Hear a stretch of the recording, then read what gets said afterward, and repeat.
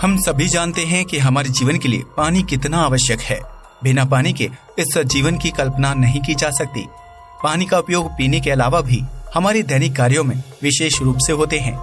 हमारी पृथ्वी का 3/4 हिस्सा समुद्र से भरा हुआ है, लेकिन समुद्र का पानी खारा है और इसमें बहुत अधिक मात्रा में नमक है, जिस वजह से हम इसे पी या अपने दैनिक कार्यों में इस्तेमाल नहीं कर सकते। किंतु समुद्र का पानी खारा क्यों होता है, जबकि नदियों से ही ये पानी समुद्र में जाता है और नदियों का पानी खारा नहीं होता? तो जानने के लिए बने रहिए इस वीडियो के साथ। नदियों में पानी बारिश से आता है और जब वर्षा बरसती है तो बरसते समय ये पानी हवा में मौजूद कार्बन डाइऑक्साइड, सल्फर डाइऑक्साइड और नाइट्रोजन ऑक्साइड जैसी गैसों के संपर्क में आकर अम्लीय हो जाता है।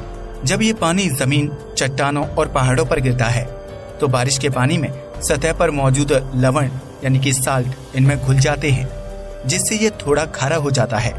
अब चूंकि नदियों में पानी निरंतर प्रवाहित होता रहता है और पृथ्वी की मिट्टी में उपस्थित मिनरल्स व लवण इस पानी के संपर्क में आने पर घुलते रहते हैं और यह पानी आगे बढ़ता रहता है, जिससे लवण आगे समुद्र में चला जाता है, जिससे नदी के पानी में इनकी कुछ मात्रा पाई जाती है, जिस वजह से ये बहुत ही कम खारा होता है और हमें पता नहीं चलता, बल्कि हमें पीने में ये मीठा लगता है। ये तो हुई नदी और झीलों की बात। अब समुद्र का पानी नमकीन क्यों होता है, इस पर बात करते हैं। नदियों का पानी जब समुद्र में पहुंचता है तो वो अपने साथ समुद्र में लवण यानी कि साल्ट को लेकर भी जाता है और लाखों सालों से नदियों द्वारा लाया गया ये लवण समुद्र में इकट्ठा होते आ रहा है।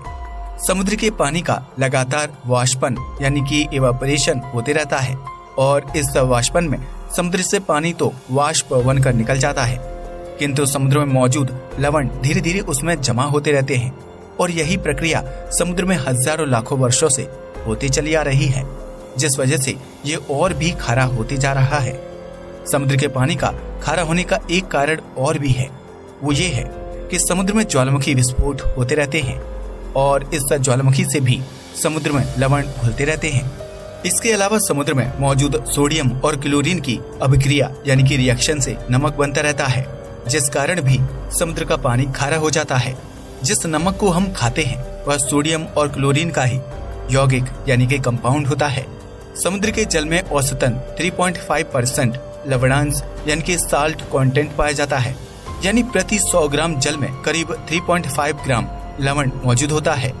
समुद्र का पानी खारा क्यों होता है, इसे आप घर के एक एग्जाम्पल से भी समझ सकते हैं। इसे समझने के लिए आपको कूलर की ओर अपने ध्यान को केंद्रित करना होगा। गर्मी के दिनों में जब हम कूलर में पानी भरकर चलाते हैं तो कुछ दिनों तक तो कूलर के अंदर की सतह पर कुछ नहीं होता, किंतु रोज रोज नया पानी कूलर में डालने और फिर यही पानी गर्मी के कारण कूलर के पंखे द्वारा भाप बनकर उड़ जाता है, किंतु पानी में मौजूद लवण और दूसरा मिनरल्स कूलर में ही बचा रहता है, जिससे कूलर में बचा पानी सांद्र यानी कंसंट्रेट होता जाता है और धीरे धीरे यह सफेद पपड़ी के रूप में कूलर की दीवारों पर दिखाई देना चालू हो जाता है। यही सफेद पपड़ी नमक और पानी में मौजूद दूसरे मिनरल्स होते हैं, जो धीरे धीरे पानी को नमकीन और हार्ड बनाते जाते हैं।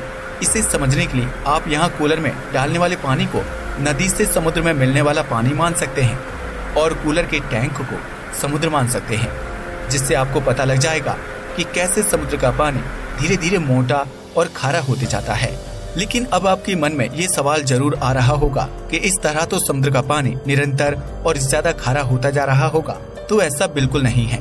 दरअसल समुद्र में मौजूद लवण का उपयोग शल्कधारी समुद्री जीव जंतु अपना खोल बनाने के काम में लेते हैं और इन जीवों के मरने पर ये खोल चूने के पत्थर का रूप लेकर समुद्र की सतह पर आ जाते हैं और भू सतह की हलचल से समुद्र से बाहर निकल जाते हैं। ये वही चूना होता है जिसका खनन करके घरों के काम में लिया जाने वाला चूना बनाया जाता है। यही प्रक्रिया चलते रहने से करोड़ों सालों से समुद्र के पानी का खारापन वैसा ही बना हुआ है। समुद्र के पानी का खारापन एक दूसरे तरीके से भी दूर होता है। समुद्र खाने के नमक का एक बहुत बड़ा स्रोत है, जहाँ से बड़ी मात्रा में नमक निकाला जाता है, जिसको शुद्ध करके हमारे खाने व कई उद्योगों में बड़ी मात्रा में उपयोग किया जाता है। कास्टिक सोडा बनाने में भी इसका उपयोग रॉ मटेरियल की तरह होता है। इस प्रकार समुद्र में नमक बनता भी रहता है और निकलता भी रहता है और यही प्रक्रिया निरंतर चलती रहती है। डेड सी, जिसे कि मृत सागर भी कहते हैं, सभी अन्य सागरों से सबसे अधिक खारा होता है। इस समुद्र का पानी इतना अधिक खारा है कि इसमें कोई भी जीव जीवित नहीं रह पाता है। यहाँ ना तो कोई पेड़ पौधा है और ना ही कोई घास। इसके पानी में potash, bromide, zinc, sulphur, magnesium और कैल्शियम जैसे मिनरल साल्ट भी काफी मात्रा में है। डेड सी के अधिक खारा होने का कारण है इसका छोटा होना। डेड सी इतना खारा होता है कि इसे खारे पानी की अरबी झील भी कहा जाता है। डेड सी का खारापन सामान्य समुद्रों से 7 से 10 गुना अधिक होता है। इस सागर में लगभग 33.7% लवणांश यानी कि साल्ट कंटेंट पाया जाता है। यानी प्रति 100 ग्राम जल में करीब 33.7 ग्राम लवण मौजूद होता है। इसका कारण ये है कि ये अन्य समुद्रों से अलग थलग है और उन सागरों के साथ ना तो इसका पानी मिलता है, ना ही उन सागरों का पानी इसमें आता है। साथ ही इस सागर में वाष्पीकरण बहुत अधिक मात्रा में होता है, इसलिए लवणों का कंसंट्रेशन भी बहुत तेजी से होता है।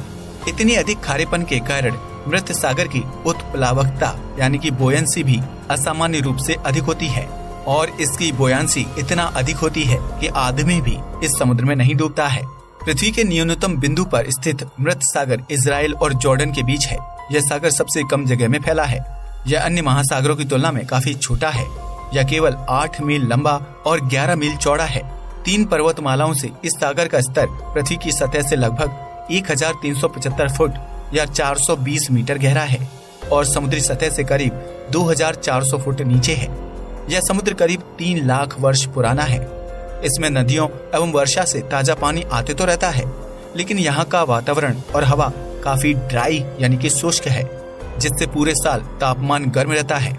इस कारण से यहाँ वाष्पीकरण बहुत तेजी से होता है और इसका पानी हर साल 1 मीटर से भी अधिक कम हो जाता है और इस कारण से इसकी लवणता बढ़ती जाती है और यह धीरे धीरे और भी खारा होते जा रहा है।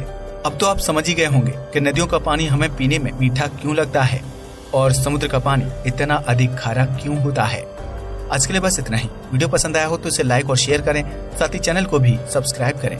जय हिंद दोस्तों।